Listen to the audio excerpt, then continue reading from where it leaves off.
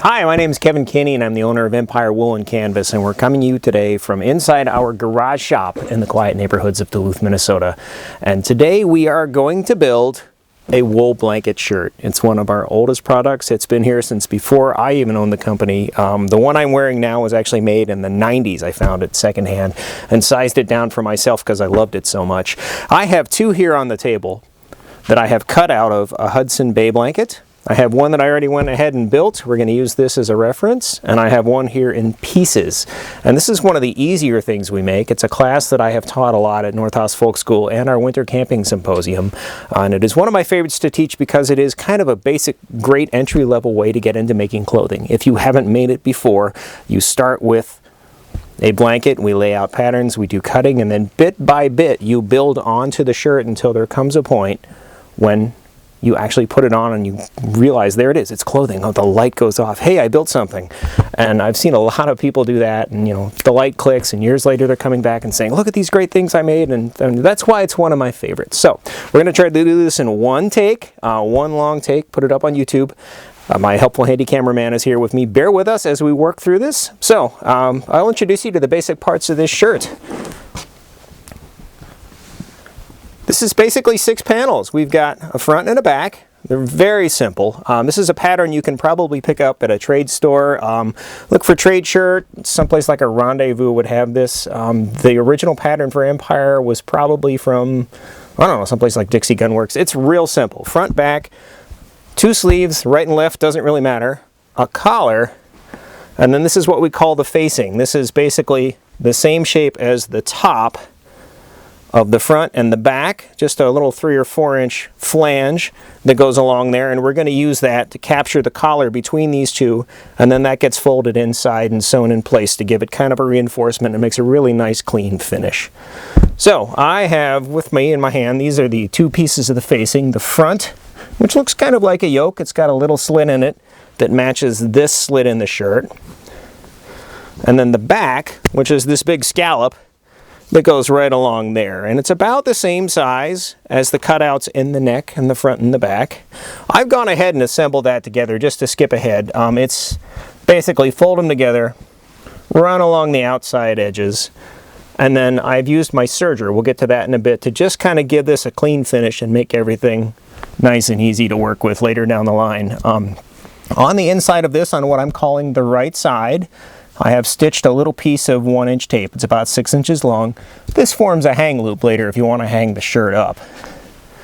The collar, when we cut it, we lay it right along the side of the blanket so that this self-finished edge or selvage is already good. We don't have to do anything. We don't have to stitch it. We don't have to bind it. It's just going to be okay as it is. I then went ahead and rolled the edges of the collar in about a 1/2 inch on both sides and just stitched a little triangle on it, and that serves 2 purposes. 1, it keeps it from fraying, and 2, it gives it a little bit of weight so that when it's on your body it's got some mass to it. The collar is kind of just along for the ride. You can wear it down, you can wear it up like this. It really, it's more ornamental than anything, but if you were to wrap it in a scarf it becomes functional. The shirt itself is just basically a sack. Stay with me. The shirt is, it's oversized, it's kind of romantically large and long, and it's meant to wear over other layers. I've got a fleece on underneath here. During the build, usually in a class, most of our effort and time goes into building the collar, the pieces that go in right here. The most complicated step is putting this together, and then you go ahead and you put the sleeves on, you close the side seams, and you have a finished garment. Ready to go?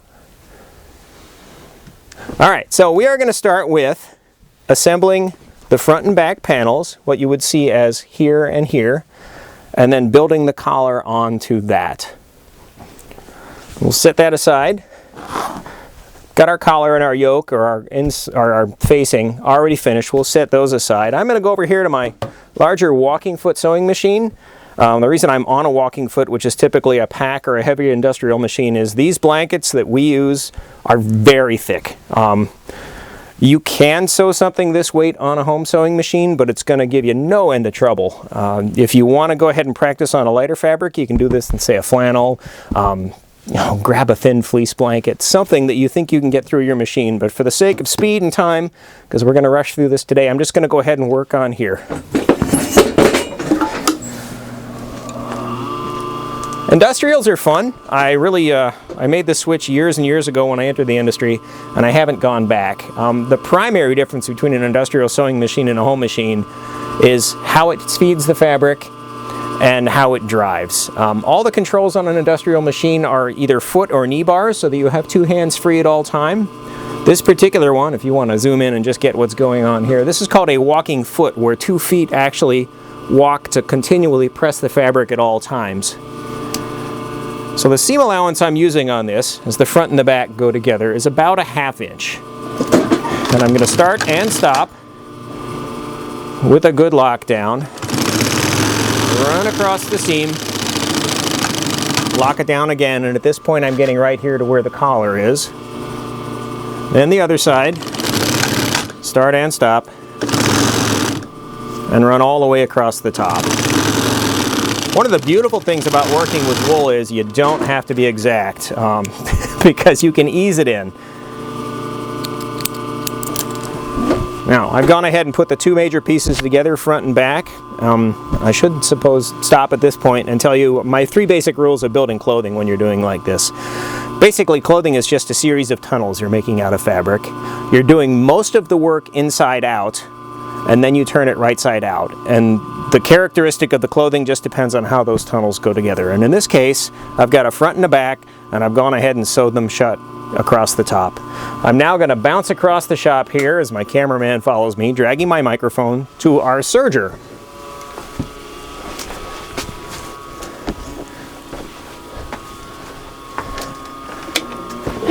A serger, or overlock machine, has one single job, and that is to make the insides of seams look clean. The blanket edges on here are rough cut. They will fray over time and you'll get a lot of lint. What this serger is doing is it's laying down a line of stitching, and then it is overlapping from top and bottom that entire seam.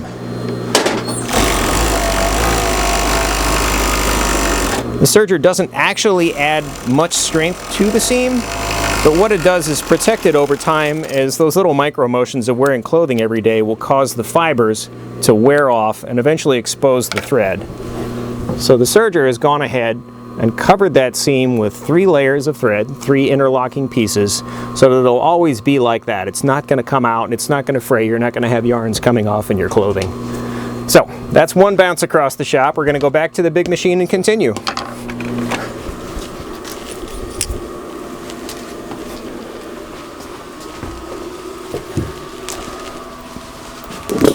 So we've got the front and the back sewn together.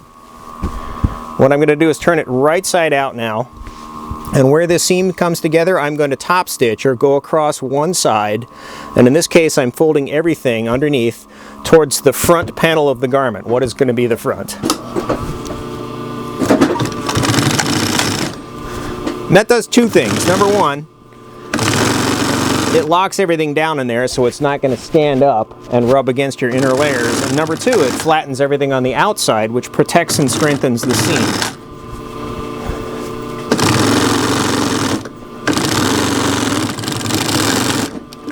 Alright, so first major step there. Next we're going to put the collar on. You want to hop up and come in and just shoot this as kind of a close-up. There'll be a lot of details. So, this is the outside of the garment, what you would be looking at on me minus the collar. The next step is going to be to add the collar on here. I've got it marked on a center line on the inside. On the bottom of the collar, the shorter end, I've got a little teeny notch here I'm going to use as a registration mark. I'm going to start by laying this right side up on the right side of the fabric, as if it would look if you were looking down onto the shoulder of the person, just kind of like this. Right side up on the right side of the fabric, and I'm going to go in about a 1/2 inch. And I'm going to stitch right along the edge, right where these two meet, about 1/8 of an inch in. I'll lock it down, then I'm going to go line up where my center mark is, and I'm going to hold that. And there is a bit of stretching involved in here, but it all works out. So I'm going around once, just about 1/8 of an inch from the edge there. And I'll check to make sure those two marks line up, and keep going. Then I'll go and see where it winds up on the other side.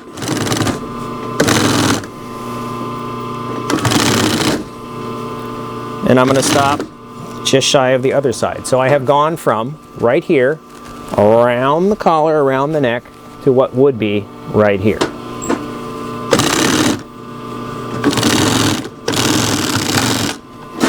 Pull that off and we'll get a close-up look at it. So basically, I did this. I attached this to the shirt in the same orientation that it's going to be once the rest of the pieces go together. You can see where the fold faces down on this. You can face that up if you like. I don't exactly know why we've done it that way, but that's the way the pattern came to me. That's the way I'm going to do it.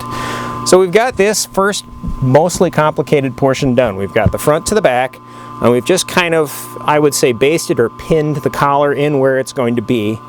The next thing we're going to do is take this yoke or facing, or I don't quite know what it's called, I just make them and stitch them, and we're going to put it on. Now here's where it gets tricky. We're looking at the right side of the garment here, the right side of the collar, the right side of the front and back as they go together. This has a definite wrong side or back side and a right side. Now when sewing, you generally want to put right side to right side so that when things are folded out and left in their final orientation, they look clean. So we're going to take this right side, I'm going to put it down. So the wrong side is facing up to us. On ours, we put the label on the back here. And I'm going to pull that up over the shirt itself and just kind of hold it where it's going to be. Later on, you'll see how this is stitched on the inside, but for the moment, we're looking at both of it. This is like sausage being made right here. And I just generally start right here on the left side of the collar. I'm going to hold these together, and I'm going to go back to the sewing machine.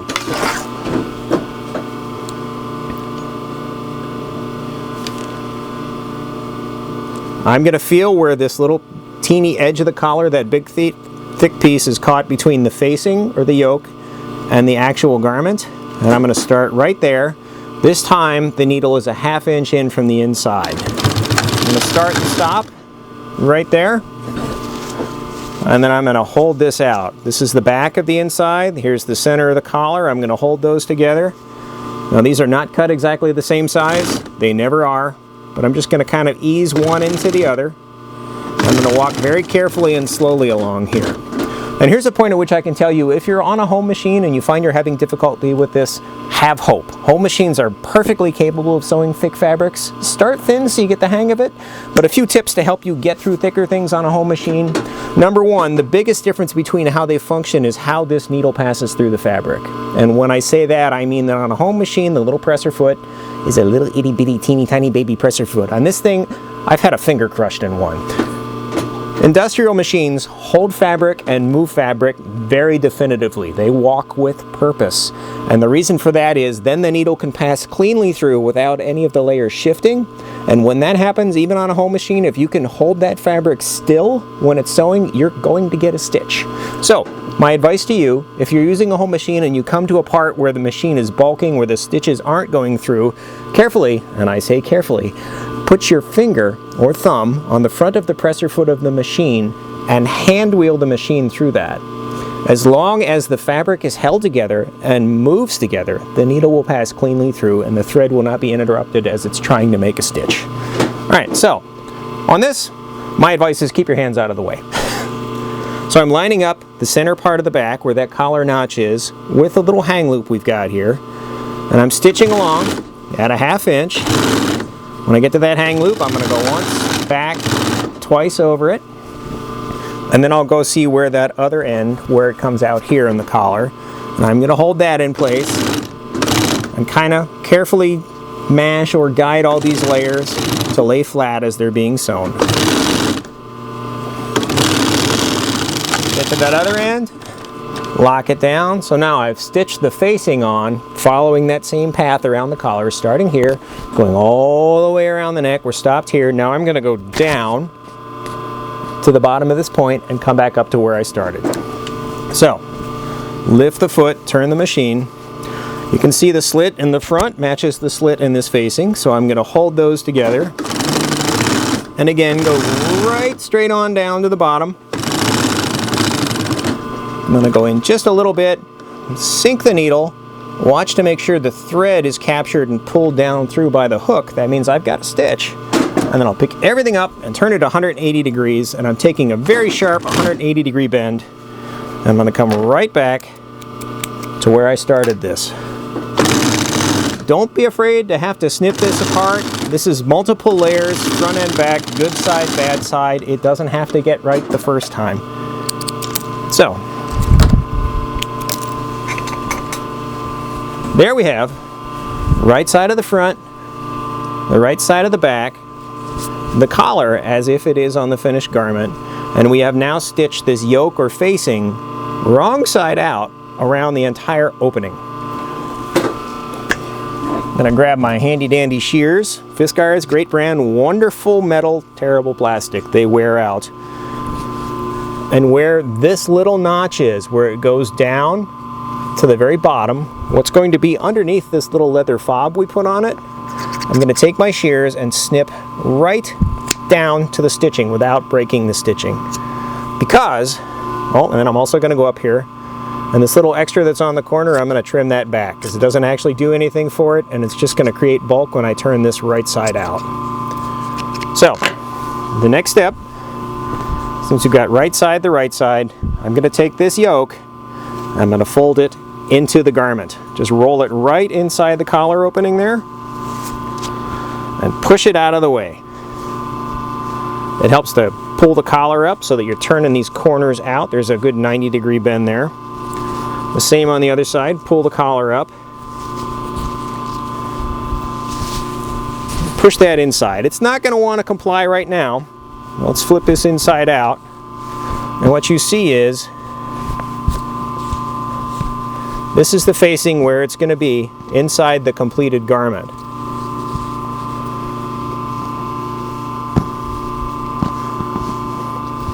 So, that's about where it lands. You can then see that the right side of the facing is facing to the inside of the garment. So, flip it back over.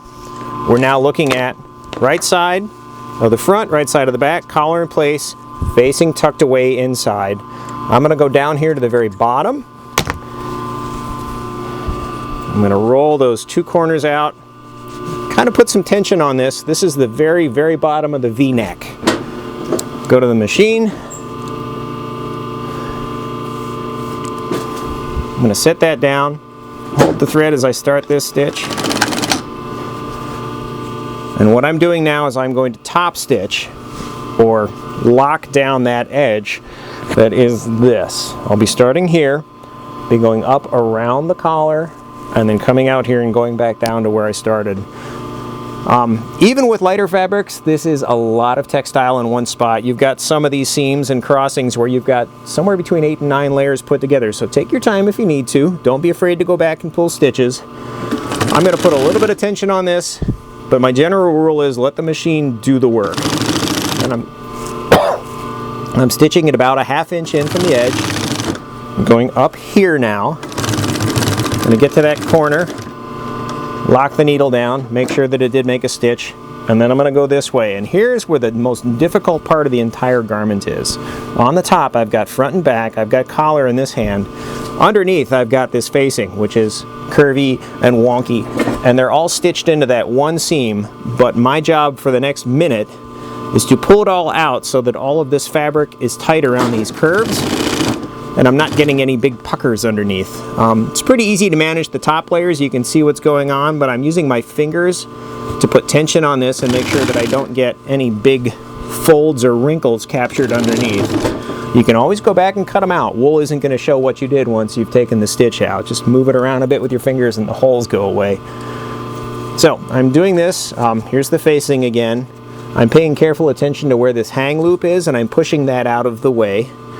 I'm staying a ½ inch from the collar and making sure that I don't have any folds. I will tell you, after 35 years of sewing, I still take stitches out. I still get folds. Alright, I'm at that little hang loop. I'm pushing it down so it's facing down. I'm going to go across it, back up, go across it again. And that locks it in the seam so that it'll support the entire weight of the garment. And these are stout. These are not lightweight garments. Some of the blankets are just amazingly thick, and the weight shows. Alright, so I've passed the hang loop. I'm still pushing all of those layers out of the side to make sure that what I'm sewing is unfolded, uncreased.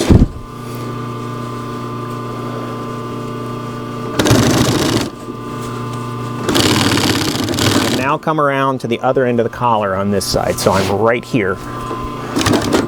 Lock it down, turn 90 degrees, and go straight down here, facing back to where we started. Then we'll turn it inside out and see if we did a good job. Start and stop, trim all this excess out. We'll turn it inside out. Looks like we did a pretty good job. There are no big puckers. This is a really super bulky garment. Again, if you whistle, it'll probably come running for you when you're ready. So, we've got the facing, the front and the back, the collar, everything on this edge is finished. The next thing I'm going to do is go around and stitch down on top of this line of overedge stitching from the serger and lock this yoke in place, which will really stiffen the collar. So now we're working with the garment inside out. I'm going to go back to the bottom of that little V-notch, back to the machine, and I'm going to pinch that shut. So squeeze it, and I'll go up about a ½ inch from where it started at the very bottom. I'm just going to run back and forth across that opening, skipping over it, to lay down 3 or 4 lines of thread to pull it together so that the notch goes like this instead of this. Then I'm going to just run very carefully around and drive right on top of this line of overlock stitching, pushing this facing flat so that it's kind of mirroring or matching where it's supposed to lie on the garment. Don't sweat it if it puckers a little bit. You really just want to kind of mash it down, because once the wool is set in place, it'll get used to where it is in life and it'll flatten out and ease into where it's going to be. It's a wonderful fabric. You can actually move it 3-dimensionally and get it to lock down and form complex shapes. So I'm running around the outside. Now I'm right here where these 2 shoulder seams, the seam on the yoke and the seam on the garment, meet. And right about there, if you don't have a tag on yours, just go ahead and pin this if you want to get it flat and run right along the outside edge. Since our label sits underneath there, I'm going to go a little shallow on this big scallop piece and go right above the label, knowing that since this is all locked down across the top of the shoulders and off the neck, it's going to lay flat. Now, I'm just kind of holding them together like 2 pieces of bread in a sandwich. And I'll go meet up with that overlock or surged edge right here at the other collar.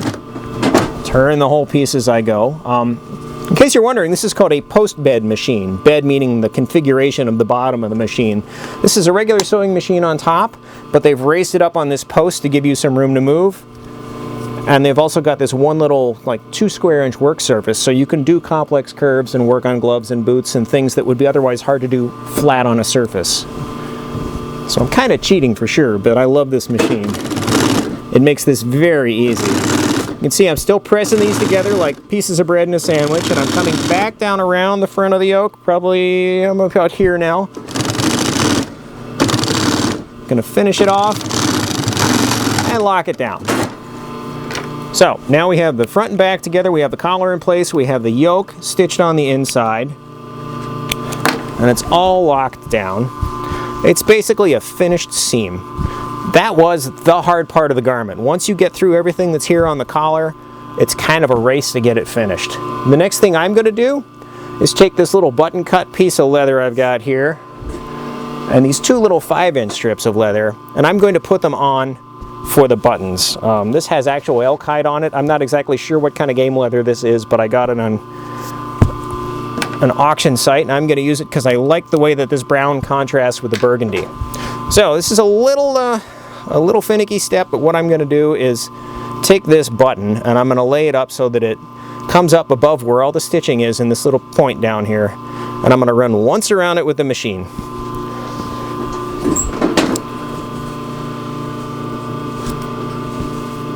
If you're unsure about this and you don't trust yourself to hit the marks the first time, save this step for last. And pre-perforate holes in this and just do it with a needle and thread. Then you'll be guaranteed to get it right. I'm not so picky. And I'm kind of used to running this machine, so I'm going to run around it this way. Oh, And since this is PG, I won't swear, but I've got a little bit of a wrap under here. Yes, industrials do choke now and then.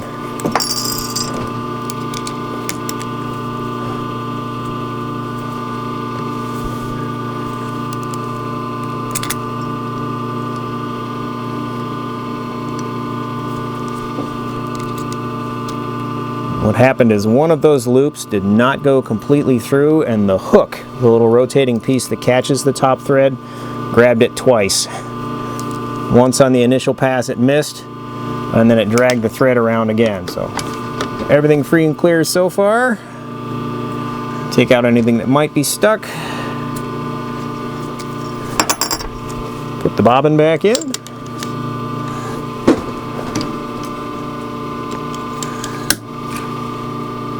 And away we go. All right, where were we?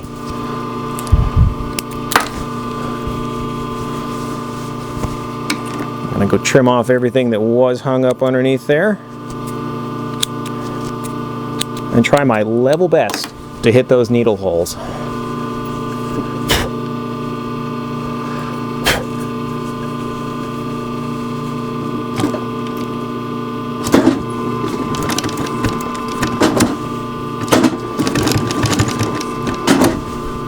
Alright, so I'm taking 2 or 3 stitches at a time, lifting the foot, turning it, so I'm kind of mostly matching the curve of that little 1.5 inch dot of leather.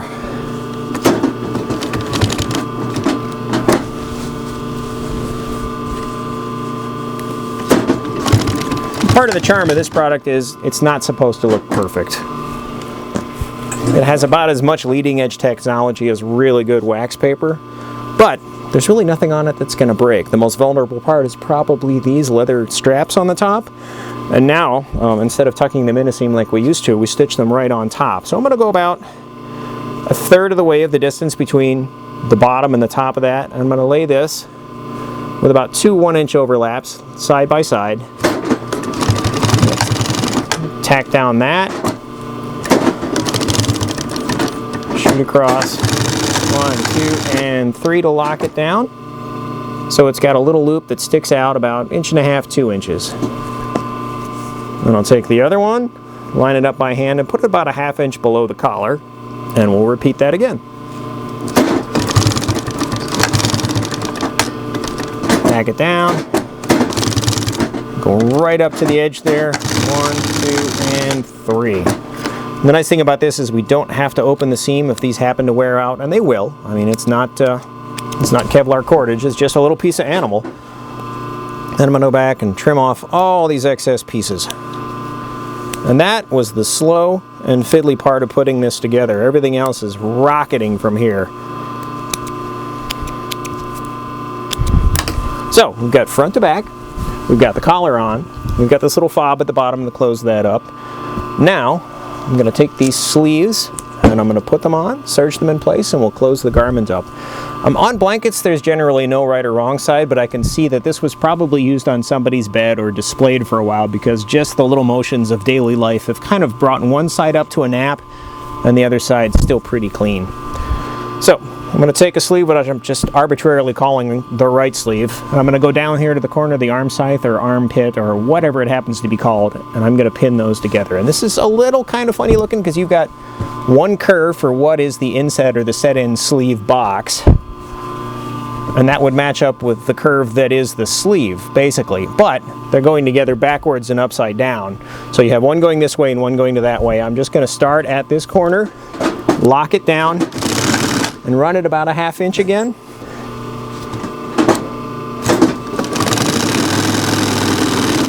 You can, if you want, make a registration mark on here. That is if you know your pattern. Again, if you're getting a pattern from any place else, they'll probably have that marked for you. So running across the top, bending one end to the next as I go. When I get to about the top of the shoulder right here, I'll go see where it lines up, and I'll just kind of pull those so they ease in the right way. There's always a little easing with wool blanket material like this because it really basically has no backbone to it, so you can convince it to fit just about any shape. You can make up huge differences in seam length. So, got one side. I'm gonna go do the other side.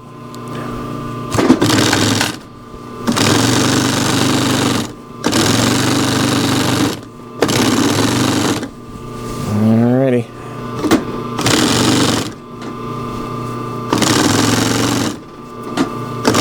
I do apologize for working up on top of this. It's not so easy to see straight across, but I'm sure it's easier on me. Alright, one to the next. Off to the serger, trailing my microphone as I go.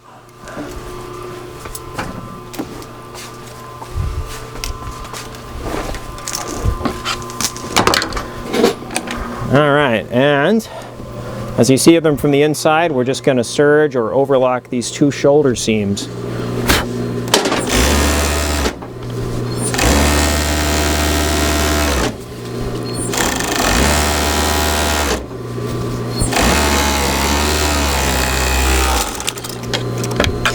If you don't have an overlock or a serger, what you can do is set down your lock stitch seam at your 1/2 inch.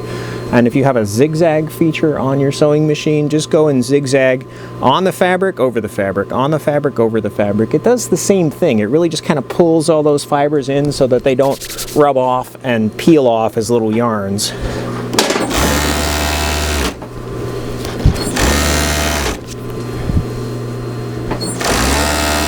And if you were hand stitching this, just do a blanket whip stitch along the inside of the seam, a little spiral like the edge of a spiral notebook. It does the same thing again.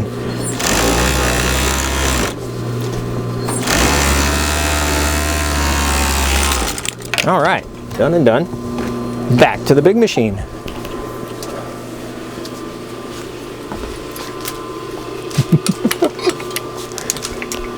We're analog, none of those digital wireless mics for us. All right, so here we are. We're at the point when people in a class would start to go, oh my gosh, that looks almost like a garment. I mean, you can fold it up. You know, you've got your front to back. You've got your sleeves laid on flat. It's basically a big plus sign. What we're going to do now is go ahead and top stitch this shoulder seam. This one gets a lot of abuse. I mean, it's always in motion. It's there, your packs, everything's rubbing against it. You're bumping shoulders with people. So I'm going to push the seam underneath towards the sleeve, and I'm going to top stitch on the sleeve itself. Start and stop. And I'm pushing these layers apart from each other so that I'm pulling the seam as far apart as I can. A little teeny lock up there at the shoulder just because that's really bulky. Coming across the back, down to the other side of the armpit, and lock it down. There we go. Clip it, turn the garment, do the other side. Back and forth to lock it down. As a general rule, anytime I come to a seam or I start and stop one, I lock it, just because I know fibers move over time, and thread is actually pretty slick compared to the fabric, and it will, if it's not backed up on itself, work loose. So we'll just take away that chance by locking it down as we start. All right. A little short back and forth at the top of the sleeve. And done. Now we have all of the areas, all the layers, the outside panels of the garment done. We've got back, we've got front, we've got sleeves on there. Once more, I'm going to turn it inside out, and I'm going to lay the front on top of the back, or the back on the front, depending how it is, pulling all of this up to the top out of the way. And I'm going to start at the very bottom, down at the hem, hold those panels together, and again at a 1/2 inch, lock it up. In this case, I've got these nice registrations, these big, you know, beautiful stripes on there. I'm going to hold those so they match up, top and bottom. The next part they join is at the armpit here, so I'll hold that on. And the armpit's a little bit of a turn, so run over the big bulky seams and go back and forth a little bit to hold that down. And then I go right out to the edge of the sleeve, right there to the cuff.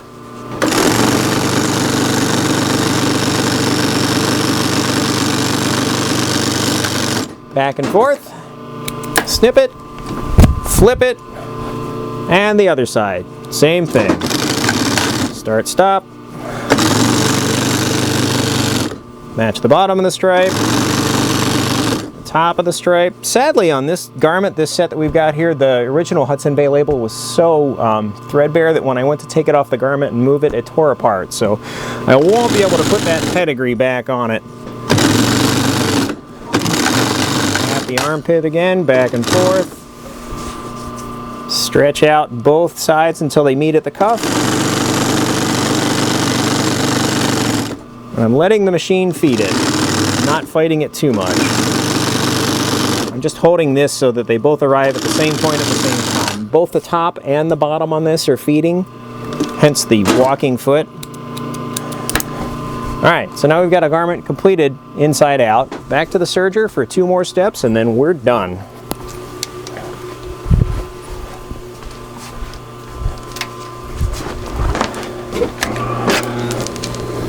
So I'll start at the bottom on this, just arbitrarily.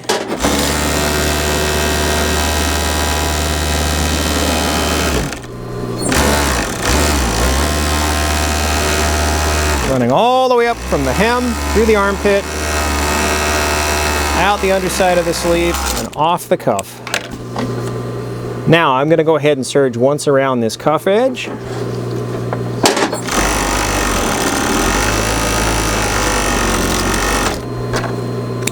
Back to where it started. Do the other side.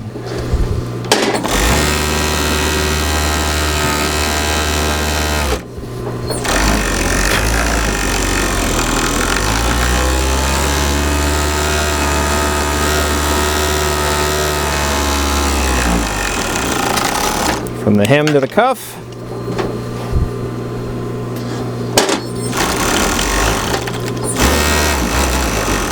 Around the raw edge of the cuff itself. And then the last step on the serger is to go down and do the hem itself.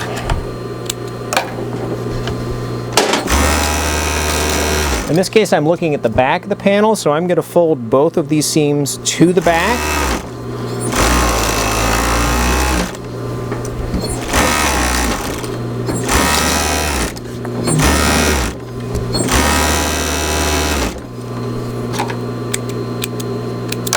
Trimming off the excess thread as I go.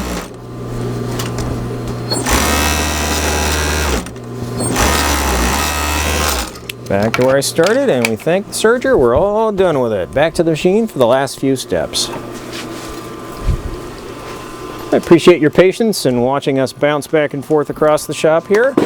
At this point, if you're comfortable with the seam, leave it as is. For us, as a general shop rule, I always put at least 3 passes on every seam. Once to lock it down, once with the overlock, and then I go right over the overlock again with this B69 thread, just to be redundant, because it's just the way I think it should be done.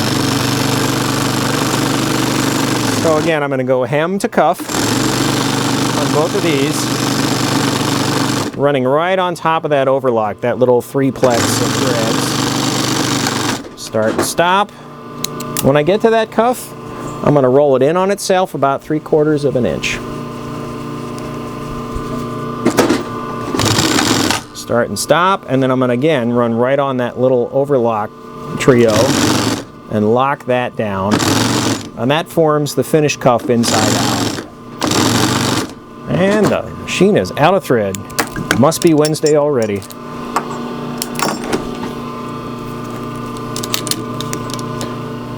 New bobbin.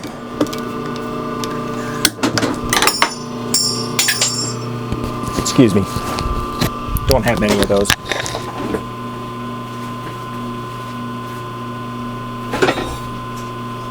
Got it!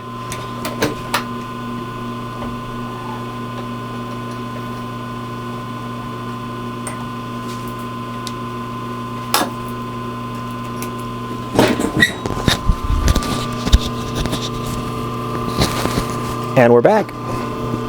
All right, so finishing up where we left off when that thread so rudely ran out. Back and forth to start and stop. And finishing one cuff.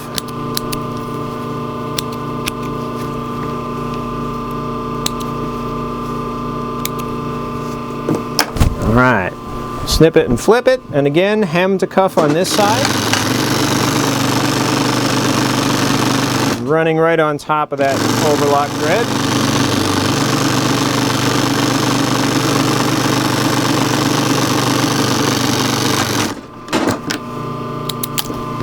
Turn that cuff in 3/4 of an inch.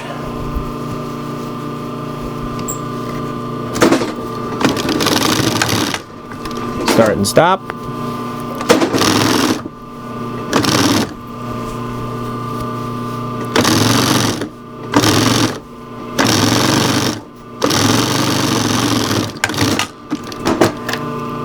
So, we've got the side seams reinforced, we've got the cuffs finished. Now I'm going to go right to the hem and just pick a side.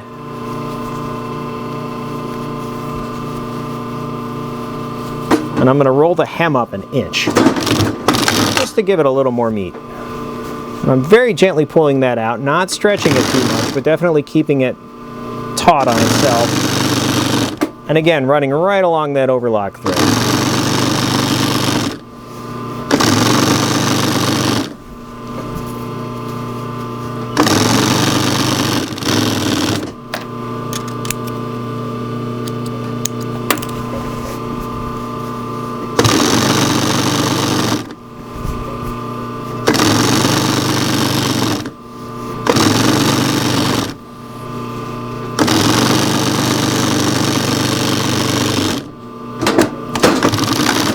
Start and stop. Trim off that excess. And now I turn this garment right side out, reaching all the way up to the sleeve. Grab one.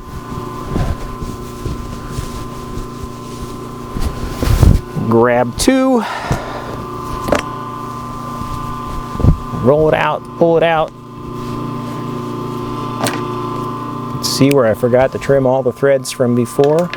And we have two basically identical shirts at this point.